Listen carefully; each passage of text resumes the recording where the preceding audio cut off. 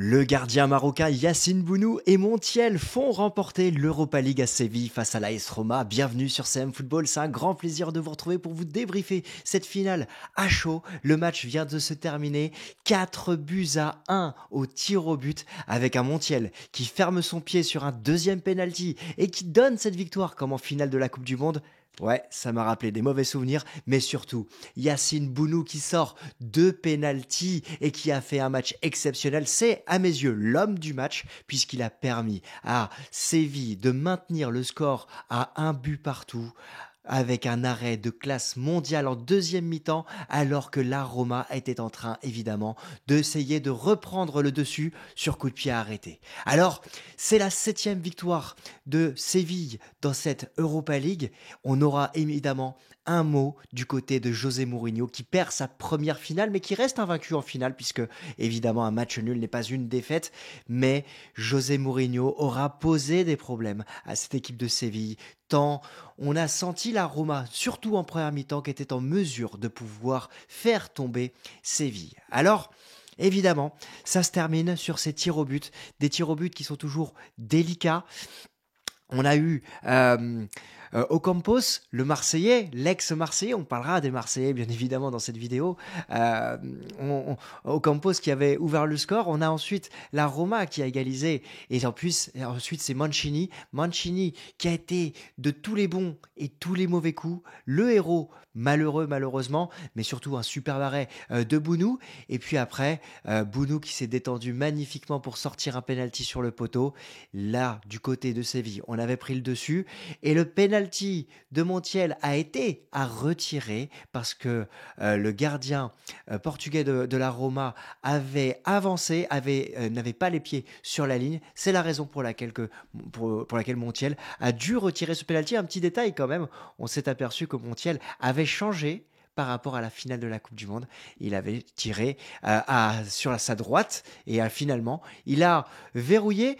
Pour lui, ça sera une superbe année, magnifique évidemment, parce que il aura marqué les 2 tirs au but décisifs de ses 2 équipes, de sa sélection et de son équipe actuelle avec le SSCI, pour le permettre à Séville de remporter cette Europa League. Alors, on va revenir sur la rencontre.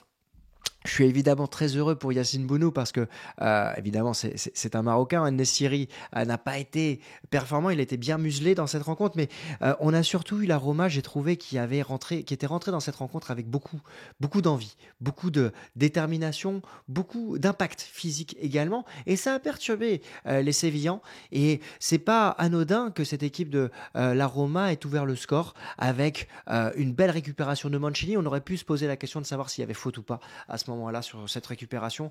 Et ensuite Mancini qui a formidablement lancé Paolo Dybala, qui a fixé Bounou, qui ne pouvait absolument rien sur cette occasion.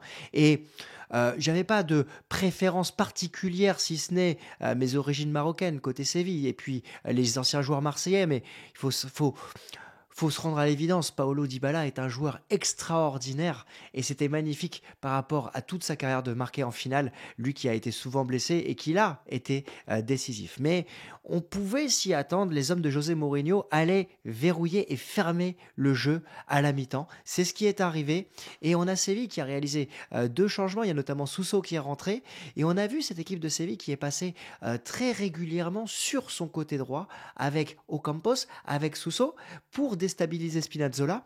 Et assez rapidement, en deuxième mi-temps, on a eu l'égalisation qui est arrivée sur un centre de Navas. Oui, de Navas, pardon, j'ai perdu son nom.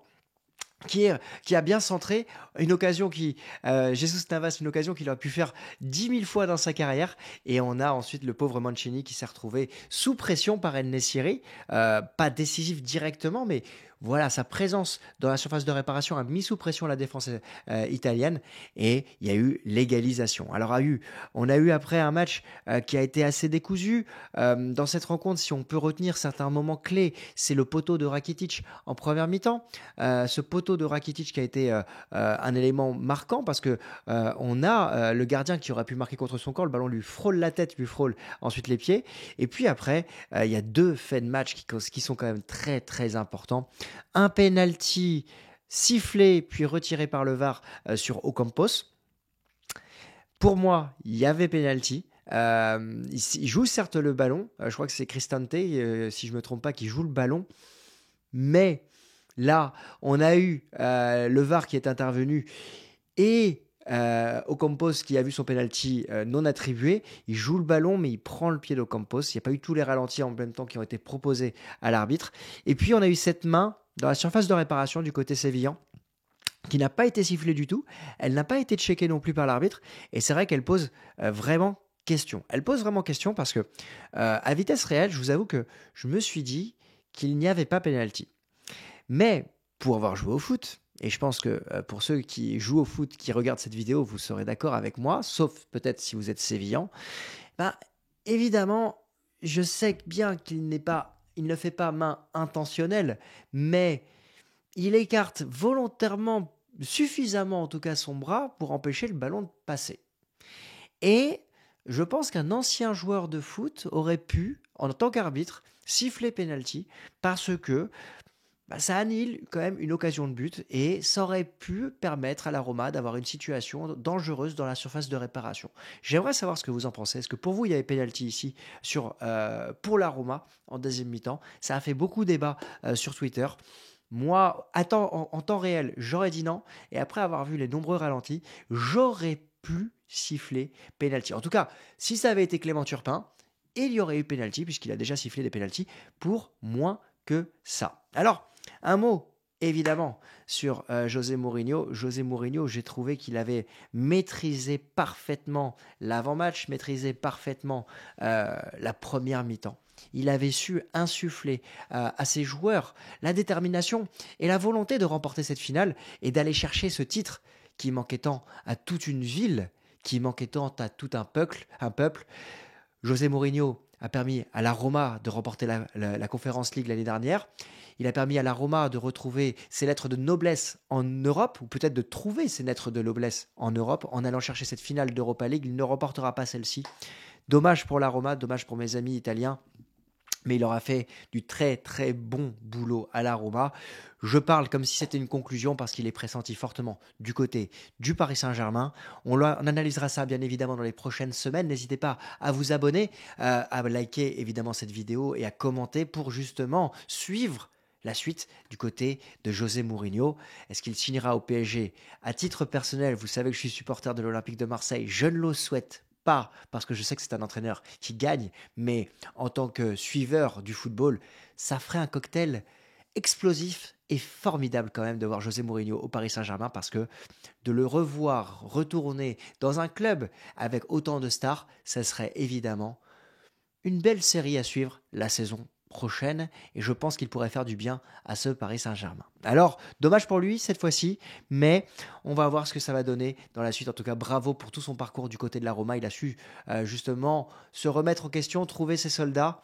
Et vu la détermination qu'avaient les joueurs de la Roma, on sent qu'il avait un poids, évidemment, dans ce vestiaire. Alors pour terminer, on va parler des Marseillais, évidemment, qui ont remporté cette Europa League. Je pense évidemment à Ocampos qui a joué à l'OM, qui aurait pu obtenir un penalty, qui a pris ses responsabilités pour tirer le premier penalty. On a Karim Rekik également. Rekik.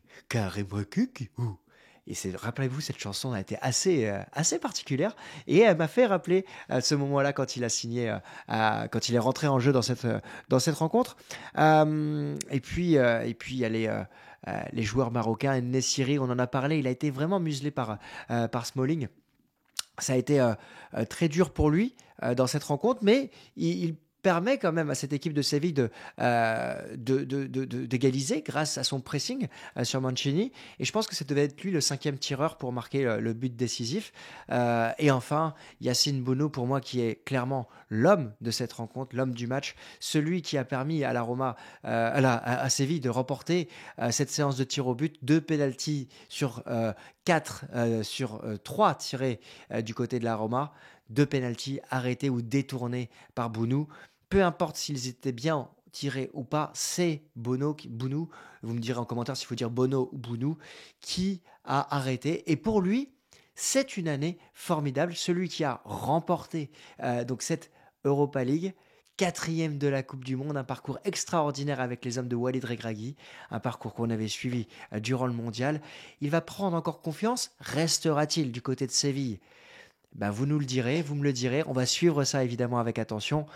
Moi, perso, c'est vrai que j'aimerais bien le voir du côté de l'Olympique de Marseille parce que c'est un gardien exceptionnel, mais j'imagine que lui, il a des projets un peu plus hauts que l'Olympique de Marseille. En tout cas, bravo à Séville, dommage pour Mourinho.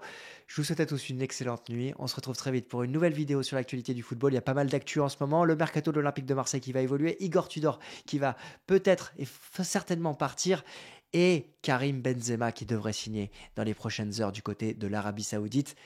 Un programme alléchant qu'on va suivre évidemment pendant tout cet été. Très belle soirée et à très vite.